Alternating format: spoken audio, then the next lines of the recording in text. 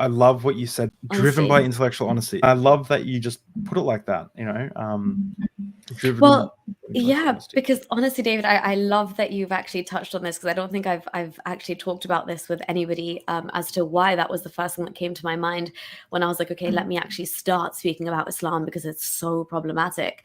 The only reason I was able to get out, because I look at my peers and people around me and my friends, and they're educated to the same degree that I am, right? My parents are very well educated. Like, everybody around me it must have these thoughts. But the only reason I was able to actually get out is because I followed those signs from what I read in the Quran, then I verified with the Hadith, then I looked into the Prophet's life, then I like kind of put everything together, then I searched it online myself, I watched videos from both sides, and I was literally just letting my mind do its thing, but I was following the evidence, and I wasn't burying my head in the Yes. sand. For the first Yes. time when I saw something, I for the first time had an adult conversation with myself, and I said, Nuria, you're going to read this book. You're not going to read it like you tried to read it as a teenager, or you thought it was like the most amazing thing, like it's almost too sacred to even touch when you're a child. You, without all the bias of this being like, I used to sit there as a teenager and be like, when I'd open the Quran, I'd be like,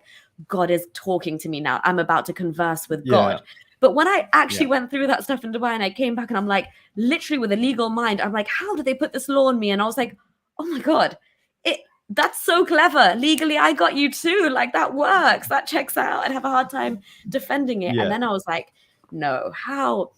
Again, back to the thing being the Quran is unspoiled, untouched by man, supposedly, according to Islamic theology. So for me, when I saw that in the Quran, when I saw wife beating was sanctioned, when I saw the treatment of women, it was such a big red flag, because I was like, Allah hates me. Allah hates my kind. Literally. The guy hates me. Like, why create me? Why should I bow down to you when you're saying my worth is less than this man next to me? Like, are you for real?